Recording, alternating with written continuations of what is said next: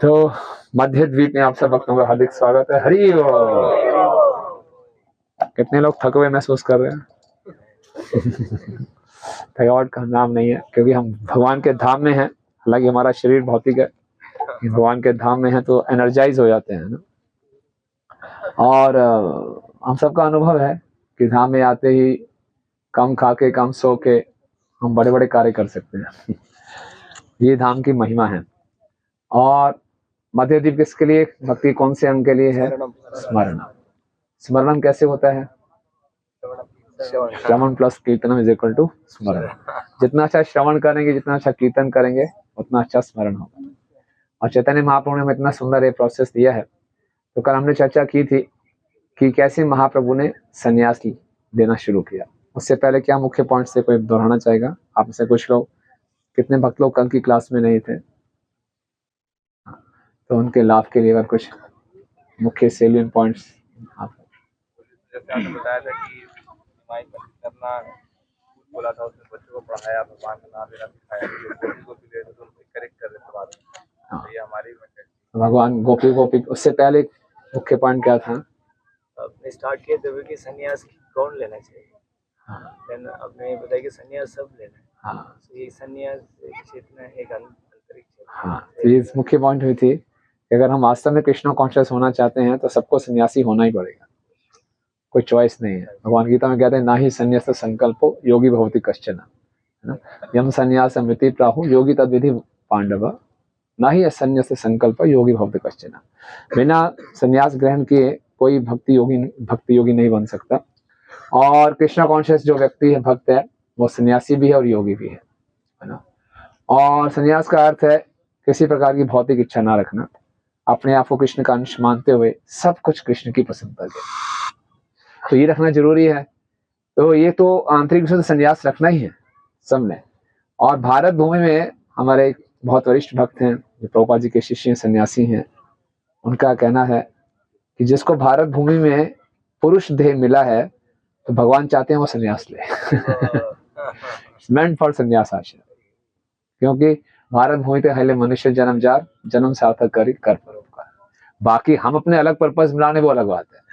भगवान का हम सब के लिए, आप सब यहाँ पे मेल बॉडीज में बैठे हैं और ज्यादातर अधिकांशतः भारतवर्षी हैं, तो we all are meant to be sannyasi, internally also and externally also. ये तैयार हैं आप लोग? धीरा बहुत डरा हुआ हरि बोल। बोलना तो पड़ेगा हरि बोल। बोला धाम में बोल दिया बात सच होगी तो। तो डर लग रहा है हमें। वास्तव में डरने की बात है। प्रभुपाद जी संन्यास ले रहे थे, प्रभुपाद जी घबरा रहे थे। बहुत बड़ी जिम्मेवारी है। सन्यासी मतलब पूरे समुदाय का स्पिरिचुअल मास्टर, गुरु। लेकिन कोई हमारे पास ऑप्शन नहीं, घबराना नहीं चाहिए। भक्ति में हम प्रयास करेंगे तो स्वतः ही आगे तरक्की करेंगे। प्रभुपाद जी कहते हैं फर्स्ट क्लास लाइफ क्या है? एक युवा ब्रह्मचारी बने और सीधा संन्यास ले, फर्स्ट क्लास लाइफ, है ना। Directly back home, back to godhead. सीधा हाईवे, एक्सप्रेस हाईवे जा रहा है, ना कोई टोल टैक्स है, ना कोई मार्केट है, ना कुछ है। दूसरा रास्ता एक है, थोड़ी जिसकी कार इतनी तेज नहीं चलती, कोई बात नहीं, तो सिटी बाईपास नहीं करनी, सिटी के अंदर से जाए। सिटी के अंदर से जाना है, आराम से मॉल्स हैं, गार्डन्स हैं, सिनेमा हॉल्स हैं, रेस्टोरेंट्स हैं, कैफे हाउस हैं, आराम से रुकते रुकते आराम से ठहरते हुए। ट्रैफिक है, ट्रैफिक जैम है, लेकिन वापिस आना हर एक को हाईवे पे है। तो चॉइस हमारे पास है, स्ट्रेट ब्रह्मचारी संन्यास या फिर ग्रस्त वानप्रस्थ और संन्यास। चॉइस हमारे पास है। ये तो ashram wise, but internally conscious wise, even if you are in grihastha ashram, we should try to be sannyasi by heart. तभी हम कृष्णा कॉन्शियस को रिलीज भी करेंगे, आगे प्रोग्रेस भी करेंगे। तो ये तत्व की बात हुई थी। फिर हमने चर्चा लीला शुरू की थी और ये देखा था कि जो निमाई गया से आने के बाद काफी भगवान चैतन्य महाप्रभु मुख्यतः 3 चेतना में रहते थे, अर्ध चेतना, अर्ध बाह्य अंतर चेतना, अंतरिक्ष चेतना और बाह्य चेतना। तो एक बार ऐसी है आंतरिक चेतना में खोए हुए थे और गोपी गोपी कह रहे थे। तो उन्हीं के एक विद्यार्थी ने, जो सम्राट ब्राह्मण था, उनको खोला कि आप क्यों गोपी का नाम ले रहे हो? सारे वेदों का सार है, कृष्ण का नाम लेना चाहिए। गोपी के नाम लेने से क्या हो जाएगा? कृष्ण के नाम से हृदय शुद्ध होगा। तो भगवान ने क्या बोला था? उस कृष्ण लंपट का नाम ना हो मेरे सामने। उसने क्या क्या किया हुआ है? बाली का पीछे से वध किया हुआ है, बलि महाराज को धोखा दिया है, सूर्पनखा नाक काट दिया। तो ऐसे लंपट का मैं नाम नहीं लूंगा। तो व्यक्ति और गुस्सा हो गया और भगवान को इतना गुस्सा आया, निमाई पंडित को एक लाठी उठाई, उनके पीछे भागे, मारू दूंगा उसको, पकड़ो पकड़ो। और वो चला जान बचा के जोर जोर से भागा, हांफते हांफते अपने ब्राह्मणों के पास पहुंचा। बात सुनाई उसने कि आज तो मैं मरते मरते बच गया। और फिर सब ब्राह्मणों ने सब उसका साथ दिया, सबने अपने मनमानी करके भगवान के बहुत उनका निंदा की ना। फिर हमने उस बात पे चर्चा की थी कि कैसे हम लोग भी वैष्णव के समाज में आके अनजाने में अपराध कर बैठते हैं। ओके,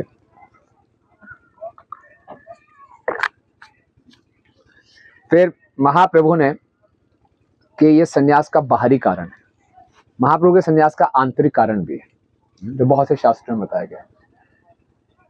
एक शास्त्र है प्रेम विलास, जिसको जहन्मा माता के शिष्य हैं जिनका नाम है नित्यानंद दास, उन्होंने लिखा है। और उस प्रेम विलास में वर्णन आता है कि चैतन्य महाप्रभु लोकनाथ गोस्वामी से अपने हृदय की बात कह रहे हैं। वो कह रहे हैं कि मैं इस संसार में लोगों का उद्धार करने आया। कुछ लोगों की जिम्मेवारी मैंने नित्यानंद प्रभु को दे दी, कुछ लोगों की जिम्मेवारी मैंने अद्वैताचार्य जी को दे दी, लेकिन मैं किससे अपने मन की बात कहूँ? मेरे आने का मिशन क्या है, मैं क्यों आया हूँ, और इससे मुझे बहुत हृदय में पीड़ा हो रही है। तो आपको मैं अपने मन की बात बताता हूँ। बोले ब्राह्मणों ने मेरी निंदा करनी शुरू की, उनको अपराध करने से बचाने के लिए मैं संन्यास लूंगा। लेकिन एक और कारण है, मैं संन्यास इसलिए लेना चाहता हूँ क्योंकि जो गोपियों ने और विशेषकर श्रीमती राधा रानी ने मेरे लिए प्रेम किया, मैं उसका ऋण नहीं चुका सकता। ना परे हम गोपी गीत में भी भगवान कहते हैं कि आपने मेरे लिए जो सेक्रीफाइस किया है, मैं ब्रह्मा जी जैसे लंबा जीवन भी ले लूं, मैं उसको चुकता नहीं सकता। इसलिए आपके जो विशेष कार्य हैं यही आपका क्रेडिट है, मैं उसको कुछ नहीं कर सकता। हालांकि भगवान गीता में वचन देते हैं, ये यथा माम प्रपद्यन्ते तांस तथैव भजामि।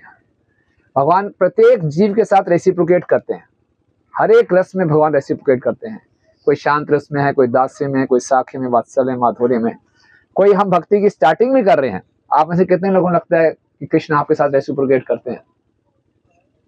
हम कब प्रार्थना करते हैं, हमें भगवान करते हैं। तो भगवान तो सबके साथ रेसिप्रोकेट करते हैं, लेकिन गोपियों के साथ मैं नहीं कर सकता। गोपियों के पास एक्स्ट्रा ऑर्डिनरी क्वालिटी है। तो दो कारण बताते हैं कि मैं उनके साथ रेसिप्रोकेट नहीं कर सकता, क्योंकि भगवान तो सबके साथ करते ही हैं, भगवान का हर एक जीव के साथ संबंध है। तो गोपियों के साथ रेसिप्रोकेट क्यों नहीं कर सकते? बोले गोपियां जो मुझसे मिलने आती हैं, कितना बड़ा रिस्क लेकर आती हैं, अपने सारे रिलेशनशिप्स को छोड़कर। मैं रात को बंसी बजाता हूँ, सब कुछ छोड़ के आ जाती है।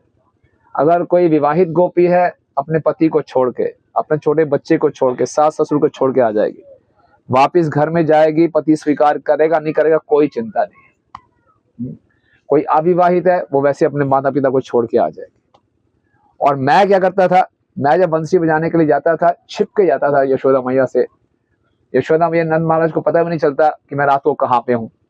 और जब तक मेरी लीला खत्म होती है रात को, वापस में आके आराम से बिस्तर में आ जाता हूँ। यशोदा मैया मुझे उठाती है, उठो उठो क्या हो गया। यशोदा मैया को शक तो लगता है सब कुछ गड़बड़ लगा है, लेकिन है क्या ये उल्टा सीधा है, लेकिन वो फिर भी कंफर्म नहीं है। कृष्ण ने अपने यशोदा और नंद महाराज के साथ जो संबंध थे वो बड़े सुरक्षित रखे, लेकिन गोपियों ने कृष्ण का संग पाने के लिए किसी चीज की परवाह नहीं की, है ना। इसलिए बोला देखा जाए तो सबसे बड़ी जो सन्यासी है वो गोपियां हैं। किसी भी चीज की परवाह नहीं की, कितना बड़ा खतरा मोल लिया। भगवान कहते हैं जो मेरे को प्रसन्न करने के लिए खतरों का मोल उठाता है, उसका मैं हमेशा ऋणी हो जाता हूं। कैसे कैसे इतना बड़ा खतरा मोल ले लिया, पहला ये। और दूसरा ये कि मैं तो प्रत्येक जीव का स्वामी हूं, प्रत्येक जीव का मेरे साथ संबंध है, तो मेरे हृदय में हर एक जीव रहता है, मैं हर एक जीव के बारे में सोचता हूं। लेकिन गोपियों के हृदय में तो केवल कृष्ण ही रहता है, और कोई रहता ही नहीं है। तो गोपियां बहुत महान है। नारद मुनि जी व्रज से जा रहे थे तो देखा गोपियां ऐसे बैठी हैं, योगाभ्यास में बैठी हैं। बोले आप योग की प्रैक्टिस क्यों कर रहे हैं? बोले हम योग की प्रैक्टिस कर रहे हैं कृष्ण को अपने हृदय से बाहर निकालने के लिए। योगी जन योगाभ्यास करते हैं कृष्ण को अपने हृदय में लाने के लिए। बोले कृष्ण मथुरा चले गए, हमारे हृदय से बाहर नहीं जा रहे, तो हम योगा कर रहे हैं कृष्ण को बाहर निकालने के लिए, बाहर नहीं निकल रहे। तो भगवान गोपियों को ऐसे गुणगान कर रहे हैं, लोकनाथ गोस्वामी को बता रहे हैं। तो बोले कि मैं उनका ऋण कैसे चुकता सकता हूँ। जब श्रीमती राधा रानी के साथ कृष्ण वृंदावन में होते हैं तो श्रीमती राधा रानी की फेवरेट कलर कौन सा है? कौन से कलर की ड्रेस डालती है राधा रानी? ब्लू। क्यों डालती हैं? कृष्ण का स्मरण होता है। और जब कृष्ण वृंदावन छोड़ के जाती हैं तो राधा रानी कौन से कलर की ड्रेस डालती हैं? सैफरन कलर का डालते हैं। ये जो सैफरन कलर है ये विरह है, विरह प्रदर्शित करता है। और जब श्रीमती राधा रानी विरह में होती हैं, खाना पीना सोना सब बंद। रूप गोस्वामी जी ने ग्रंथ लिखा है उज्ज्वल नीलमणि, जो कि भक्ति रसायन सिंधु से ऊपर का है। उज्ज्वल नीलमणि में केवल माधुर्य रस की एनालिसिस की गई है, माधुर्य रस का विस्तार में वर्णन किया गया है। वहां बताते हैं कि कृष्ण के विरह में राधा रानी अपने शरीर का बिल्कुल ध्यान नहीं रखती, और 10 लक्षण बताए गए उनके विरह के। उसमें अंतिम लक्षण है मृत्यु, और उनके पूरे शरीर की कांति चली जाती है, और उनकी जो कलाई है वह उंगली जितनी हो जाती है। कोई रिंग है वो चूड़ी बन जाती है, इतना कांतिहीन उनका शरीर हो जाता है। कोई अपनी परवाह नहीं, निरंतर कृष्ण के विरह में। तो कृष्ण ने कहा कि मेरे पास एक ही तरीका है, मैं गोपियों का ऋण चुकता सकूं, कि मैं भी अब संन्यास लूंगा, मैं भी एक गेहुआ वस्त्र डालूंगा। और जैसे राधा रानी मेरे विरह में न खाती थी न सोती थी, मैं भी न खाऊंगा न सोऊंगा, जमीन पे लेटूंगा। और जिस प्रकार से गोपियों ने अपने प्रेम से मेरे विरह में मेरा इतना गुणगान किया, मैं इस प्रकार से विरह में रह के गोपियों की महिमा का, विशेषकर राधा रानी की महिमा का गुणगान करूंगा, इसलिए मैं संन्यास लूंगा, है ना। ये महाप्रभु के संन्यास का आंतरिक कारण है। इससे हमें मालूम चलता है कि भगवान किस प्रकार से सोचते हैं अपने भक्तों के लिए। आवाज आ रही है सबको? भगवान किस प्रकार से सोचते हैं,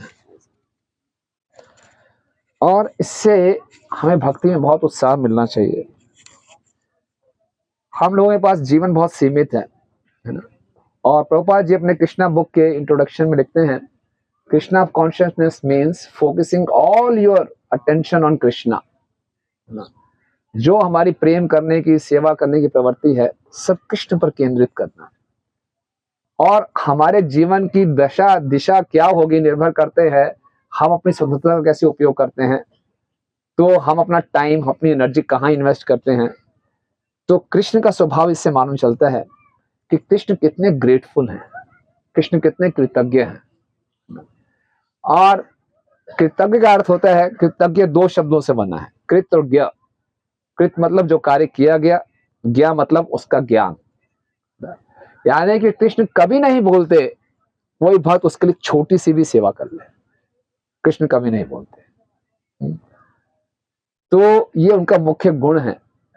और धरती माता भागवतम के पहले स्कंद में भगवान के गुणों का वर्णन कर रही है। उसमें बताती है कि कृतज्ञता बुद्धिमत्ता का लक्षण है। जो व्यक्ति बुद्धिमान होगा, जिसके पास ज्ञान होगा, वो कृतज्ञ होगा, क्योंकि उसको मालूम है इसने मेरे लिए क्या किया है।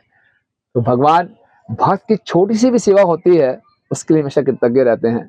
और गोपियों की सेवा तो भगवान कह रहे हैं मैं इनका तो ऋण चुकता ही नहीं सकता।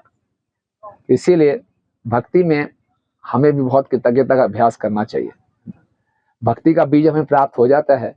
भक्ति के बीज के लिए जो उपजाऊ मिट्टी है, वो उपजाऊ मिट्टी है कृतज्ञता की, है ना। अगर जितनी मात्रा में हमारे हृदय में कृतज्ञता होगी, उतनी ज्यादा हम भगवान की, भक्तों की कृपा को आकर्षित करते हैं, उतना ज्यादा हम भक्ति में आगे बढ़ते हैं। पूरे भागवतम में आप देखेंगे भक्त लोग भगवान के प्रति कृतज्ञता जाहिर कर रहे हैं, भगवान भक्तों के प्रति कृतज्ञता जाहिर कर रहे हैं। कौन कौन से उदाहरण आते हैं जहां भक्त लोग भगवान के प्रति कृतज्ञता जाहिर करते हैं? हाँ, कुंती महारानी, हाँ, और भीष्मदेव, प्रहलाद महाराज, ध्रुव महाराज, बलि महाराज, है ना। कृतज्ञता ये नहीं जब हमारे मन की इच्छा पूरी हो जाए तो थैंक यू बोलें। बलि महाराज के साथ कितना भगवान ने उनको कितना इंसल्ट किया, ह्यूमिलिएट कर दिया। पूरी सभा में उनको बोला तुम अपने वचन को पूरा नहीं कर पाए, और उनको वरुण पास से बांध भी दिया, ना तुमने गुरु की आज्ञा मानी, ना मेरे को कुछ दिया, बहुत अहंकार में थे, क्या मांग रहे हो, 3 छोटे स्टेप मांग रहे हो, वो भी नहीं दे पाए, अपना वचन कैसे, क्षत्रिय तुम ब्राह्मण की इच्छा पूरी नहीं कर पाए। कितना अपमान किया सबके सामने, पूरी सभा में। अकेले में हो जाए सुना दो कमरे में, कोई बात नहीं। सबके सामने पूरा अपमान, सब देख रहे हैं ऐसे। और बेचारे बलि महाराज पूरे ब्रह्मांड के मालिक एक खंबे से बंधे हुए सर झुका के और कृष्ण को सुना रहे हैं। शुक्राचार्य भी बोल रहे हैं नालायक शिष्य है आप तो। उसके बाद भी बलि महाराज कर रहे हैं बहुत बहुत आपका धन्यवाद, आपने मेरे पर कितनी बड़ी कृपा कर दी है। वो बोले जब आप सभा में प्रवेश किए थे तो आसपास सारे असुर बैठे थे, शुक्राचार्य बैठे थे, तो मैं तो एक ब्राह्मण को मैं प्रणाम करना चाहता था। मैंने बोला ये असुर लोग हैं, मुझे रोके ना। तो मैंने मानसिक रूप से प्रणाम किया। मेरे मानसिक रूप से प्रणाम करने में आपने मुझ पर इतनी बड़ी कृपा कर दी, और पूरा प्रणाम करता पता नहीं आप क्या कर देते। तो भक्ति में हमें हमेशा याद रखना चाहिए कि हम बहुत सुरक्षित स्थान पे हैं और अपना सर्वस्व देने में हमें बिल्कुल हिचकना नहीं चाहिए। कि भगवान के लिए हम थोड़ा सा भी करते हैं, भगवान भूलते नहीं है। और जिस प्रकार से गोपियों ने अपना सब कुछ दे दिया, और चैतन्य महाप्रभु हमें यही भाव सिखाने के लिए आए हैं कि उन्होंने एक कैसे भक्ति करनी है गोपियों के भाव में, है ना। आराध्य भगवान विजय चैतन्य तद धाम वृंदावनम रम्या क्वाचित उपासना वजवधु वर्गेण व कल्पिता। तो हमने कैसे करना है, गोपियों के मार्गशीट में चलते हुए, यानी कि anything and everything for Krishna, सब कुछ हम कृष्ण के करने के लिए तैयार हैं। तो हिम्मत कैसे आएगी, हरे कृष्णा कृष्णा कृष्णा हरे हरे, हरे राम राम राम हरे। और भी आंतरिक कारण है। हिज होलीनेस गौर गोविंद स्वामी महाराज अपनी पुस्तक है एम्बार्कमेंट ऑफ सेपरेशन, उसमें स्टोरी सी बताते हैं, बहुत एसोटेरिक स्टोरी है, उसको पूरा नहीं बताऊंगा। पर ऐसा होता है कि एक बारी श्रीमती राधा रानी कृष्ण से बहुत मान ले लेती हैं, क्योंकि भगवान उनके निकुंज में ना जाके चंद्रावली के निकुंज में चले जाते हैं। वापस में आते हैं तो श्रीमती राधा रानी को मालूम चल जाता है, तो उनको बाहर निकाल देती हैं। तो कृष्ण एकदम यमुना के तट पे बैठ के रो रहे हैं, तो वहाँ पूर्णमासी आती है, बोली मैं तरीका बताती हूँ, है ना, तुम फूल बेचने वाली बन के चले आओ वहाँ पे। तो फूल बेचने वाली जाती है, बोले फूल ले लो, बोले कुछ भी दे दो, काले रंग का फूल मत देना। काला रंग देखते कृष्ण का स्मरण हो गया, तो गलती से कृष्ण से काला फूल रहेगा, फिर उसको भगा देते हैं। फिर कृष्ण बड़े उदास हो जाते हैं, तो बोले ठीक है आप पाँव में अल्टा लगाने वाले बन जाओ।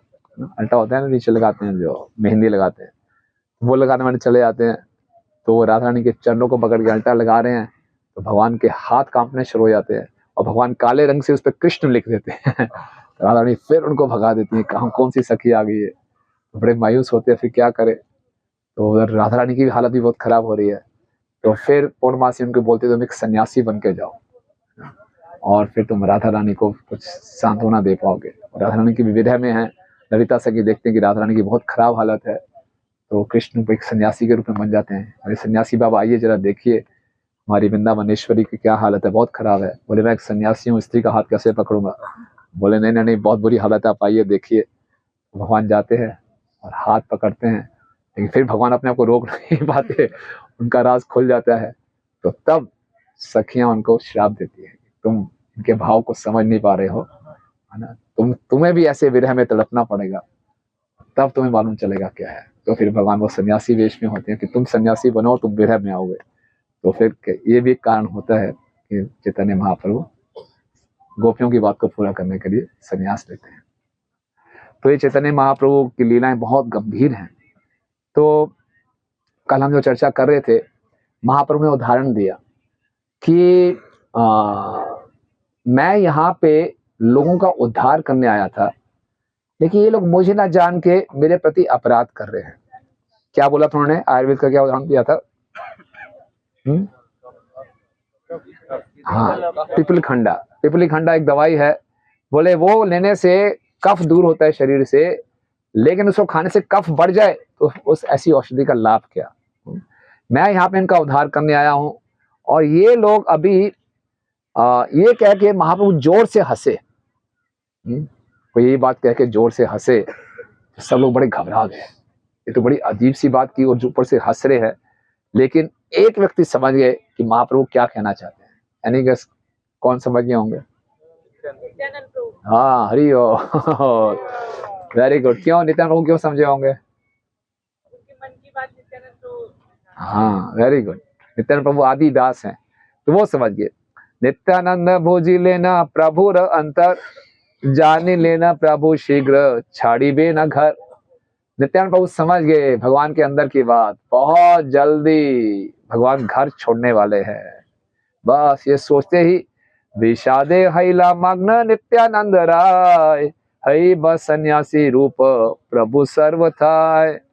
बोले अब नित्यानंद प्रभु को बहुत विषाद हुआ, शोक हुआ, क्योंकि उनको साक्षात्कार हो गया कि अब भगवान निश्चित रूप से सन्यास लेंगे। ऐसी बात कर रहे हैं भगवान, तो सन्यास लेंगे ही लेंगे। और भगवान सन्यास लेंगे ये सोचकर सबसे ज्यादा दुख उनको क्या हो रहा था, अगर आपको मालूम चले कि सन्यास लेंगे, सबसे ज्यादा दुख क्या हो रहा है, किस पे भी क्या बीतेगी? हाँ, पहली चिंता कि महानिमाई के सुंदर बाल चले जाएंगे। और कोई सच्ची माता की चिंता बाद में आती है, पहली चिंता है निमाई के बाल चले जाएंगे। आप देखिए भगवान के अंग में हर एक में मधुरता है ना, मधुरापि अपि अखिलम मधुरम, सब कुछ भगवान का मधुर है। हमारे बाल हम लोगों को अपने बालों से बहुत प्रेम है ना, तो काफी तरह के हेयर स्टाइल चल रहे हैं आजकल तो और भागवत में भविष्यवाणी भी है, लावण्यम केश धारणम, किसी व्यक्ति की सुंदरता मानी जाएगी उसके बालों से। और कईयों के बाल बेचारों के जल्दी चले जाते हैं, तो शहरों में बहुत क्लिनिक्स हैं, हेयर क्लिनिक्स, हेयर प्लेनेट एक जगह एक ग्रह है बाल उगाने का। तो अब वहां जाते हैं लोग, तरह से इंजेक्शन लगवाते हैं, विग लगाते हैं, हेयर डाई करते हैं, तो बाल बहुत सुंदर रखने चाहिए लोग, है ना। कईयों के काले होते हैं तो वो लाल करवा लेते हैं, कईयों के लाल होते हैं सार्वभौम प्रभु हमारे मंदिर में क्लास दे रहे थे, तो बोले पूतना का प्रसंग चल रहा था, उसमें था कि पूतना के रंग तांबे के रंग के थे ना, पूतना के जो बाल था तांबे के रंग के थे। बोले आजकल माताएं लोग वैसे सब पूतना बोलते हैं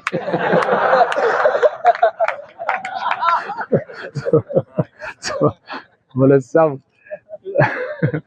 बालों के लिए कितना हम देख रहे हैं, ये हमें जानना चाहिए हमारे बाल निमाई की तरह नहीं है निमाई की तरह नहीं है। एक बारी शिला प्रभुपाद जब विदेश में थे, तो प्रभुपाद जी की जो शिष्या थी जादू रानी, वो पेंटिंग किया करती थी, और प्रभुपाद जी की कंप्लेंट थी कि जादू रानी ना भगवान के बाल बहुत बड़े बना देती है ना। तो ये किया तो भक्तों ने और थोड़ा मसाला लगाने के टीचिंग ऑफ लॉर्ड चैतन्य का कवर पेज दिखाया, देखिए श्री चैतन्य श्री शिला प्रभुपाद कितने लंबे बाल बना दिए महाप्रभु के, तो इतने बड़े बाल बना दिए। तो प्रभुपाद कहते हैं yes Lord Chaitanya was hippie फिर शिला प्रभुपाद ने बोला that's why he came here to save you. तो प्रभुपाद जी बंगाली इंग्लिश एक्सेंट है, तो भक्तों को सुनाई दिया सेव की जगह शेव तो प्रभुपाद समझ गए yes to shave you and save you shave भी करना और सेव भी करना। लेकिन प्रभुपाद जी ने हमारे लिए जो स्टैंडर्ड्स रखे हैं कि हमें, अगर हम मंदिर में रहते हैं तो बिल्कुल हेड शेव रखें, मंदिर के बाहर भी हैं तो जितने छोटे बाल रहेंगे उतना अच्छा है। ओके, क्या क्या फायदे हैं छोटे बाल रखने के, कोई बताएगा?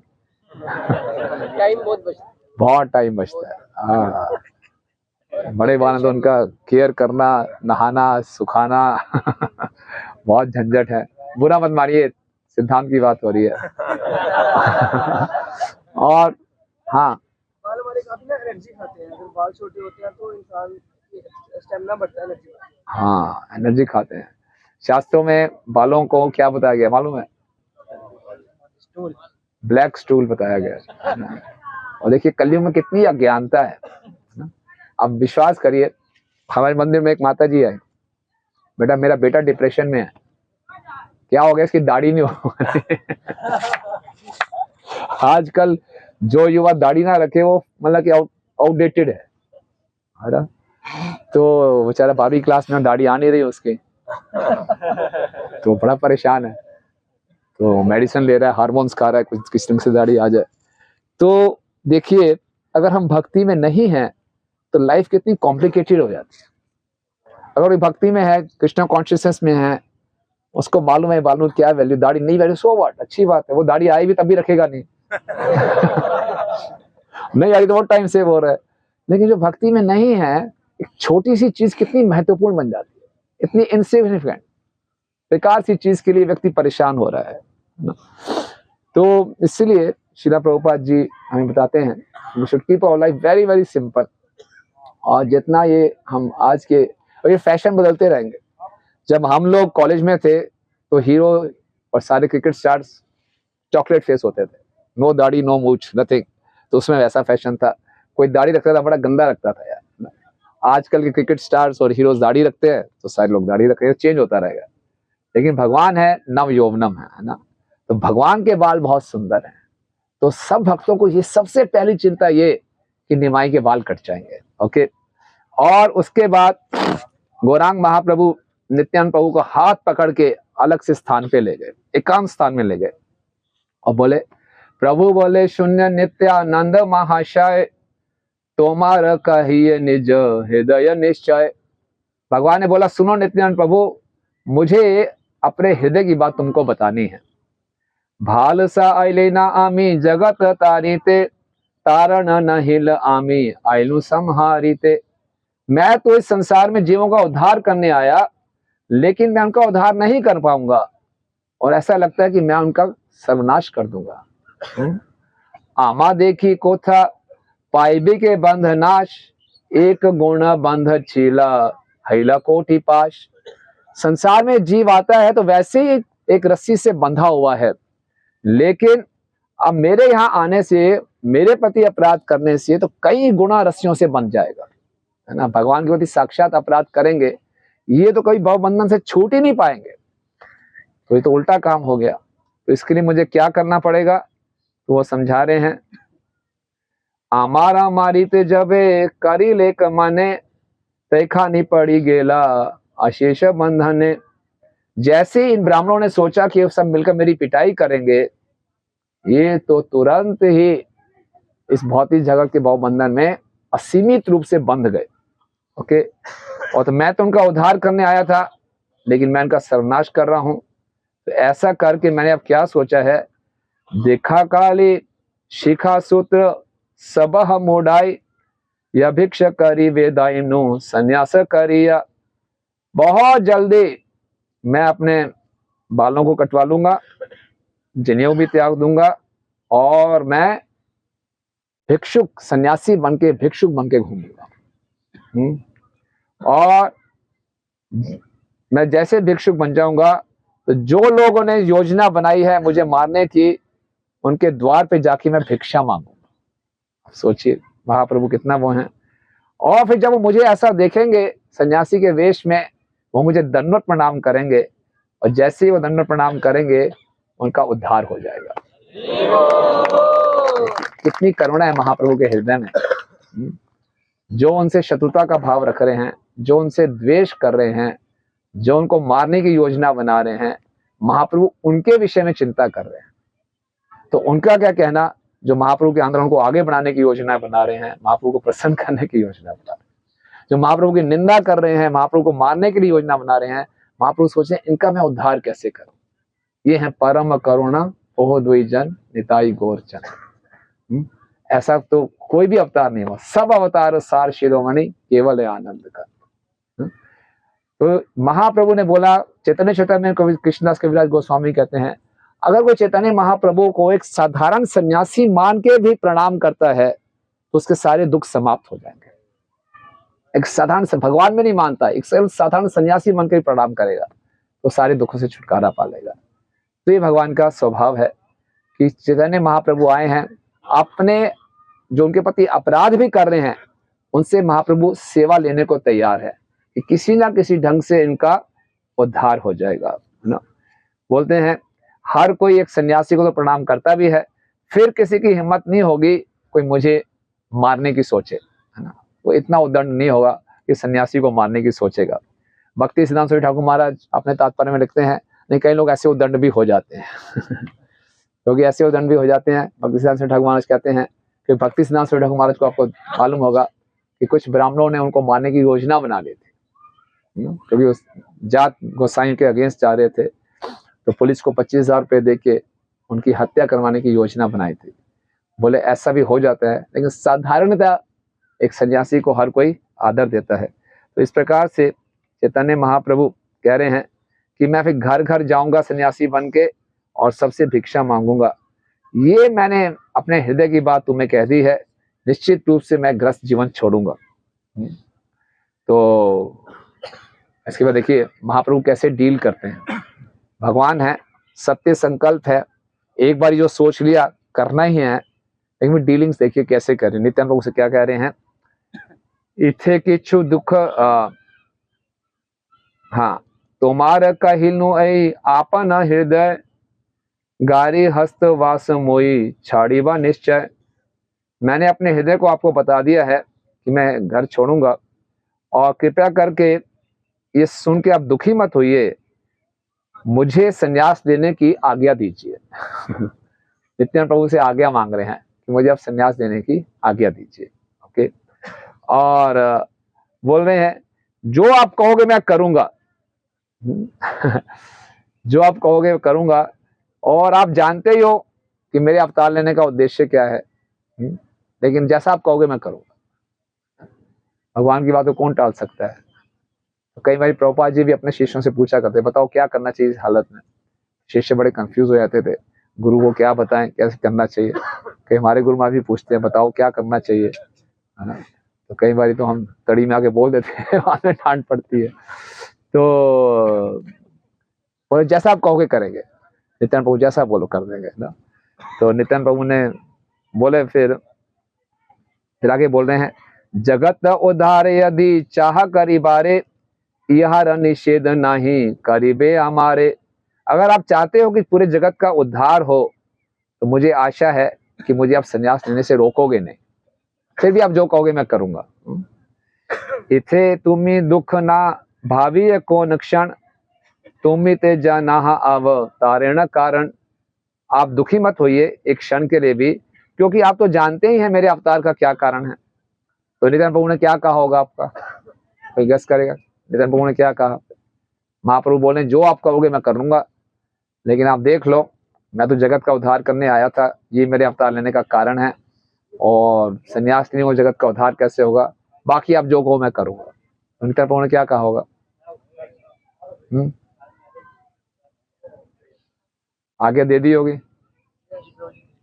हैं? स्वतंत्र हैं आप, स्वतंत्र ईश्वर हैं, तो आपको कौन आज्ञा दे। सही बात है, वेरी गुड। शून्य नित्यानंद श्री शेखर अंतर्धान अंतरे वेदीर्ण हैला मन देह प्राण।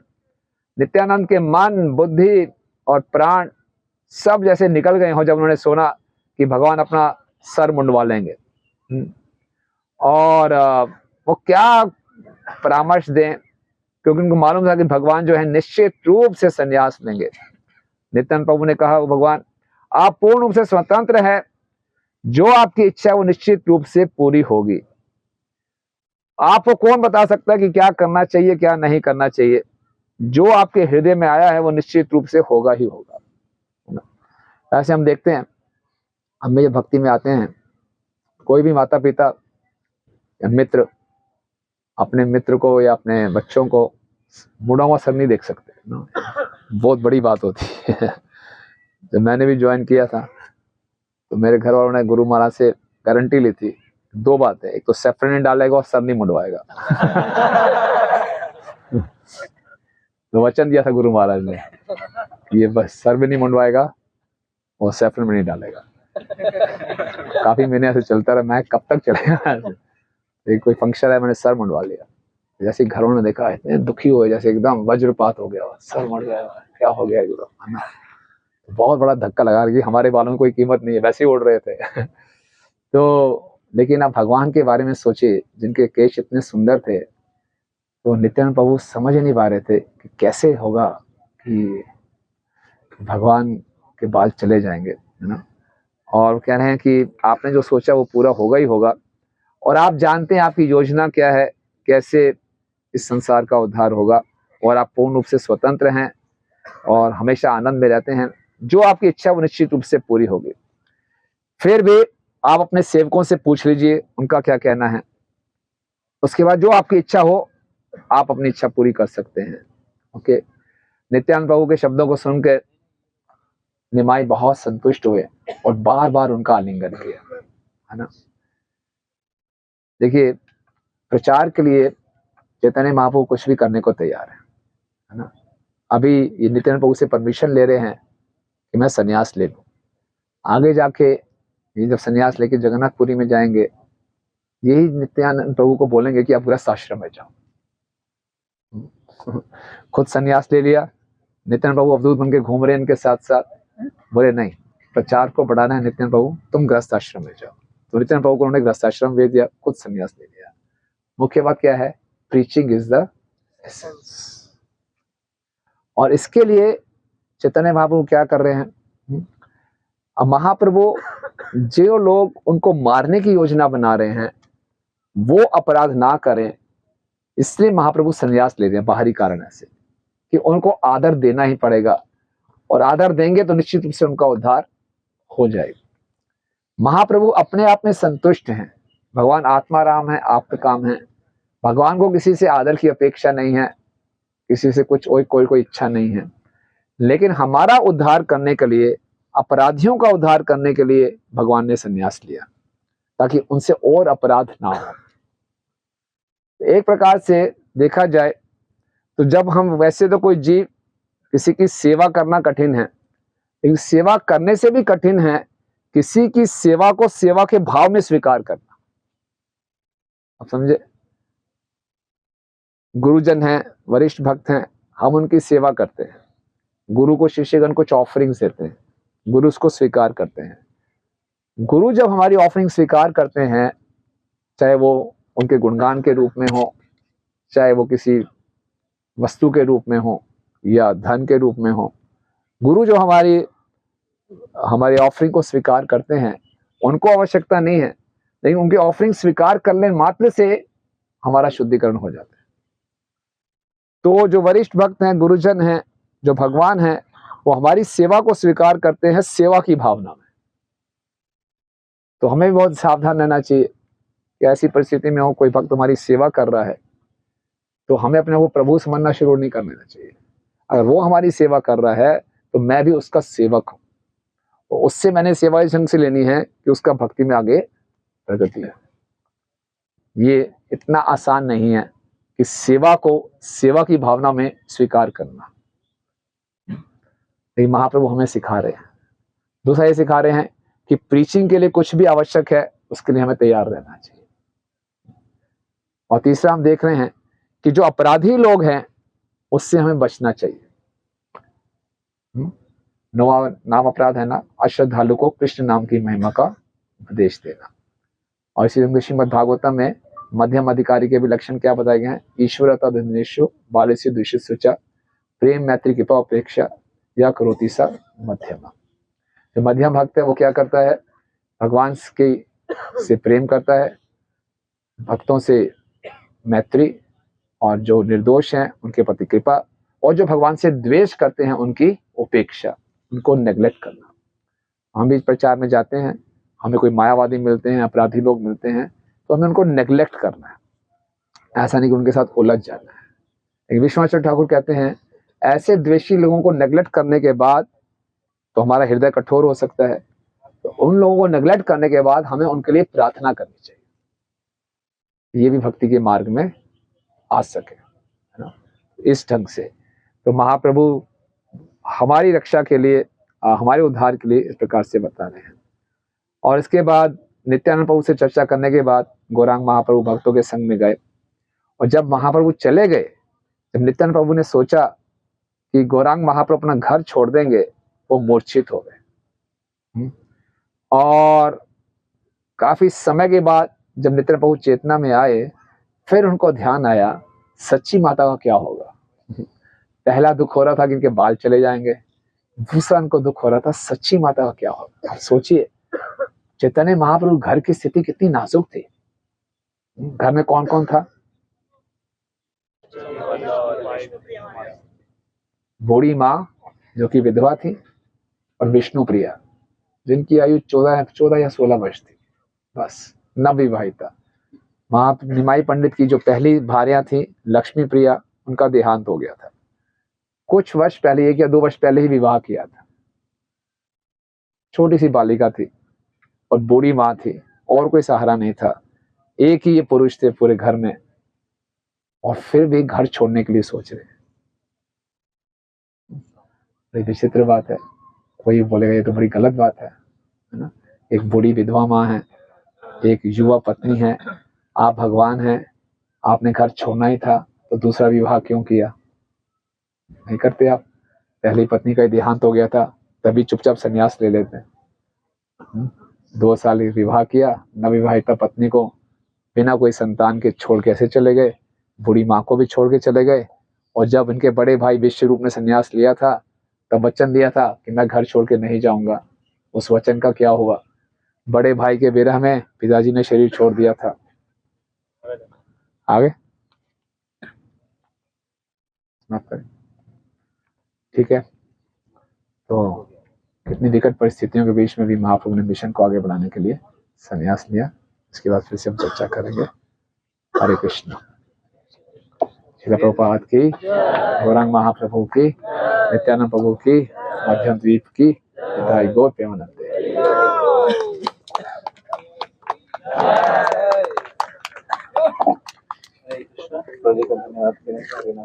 हरे कृष्णा कृष्णा कृष्णा हरे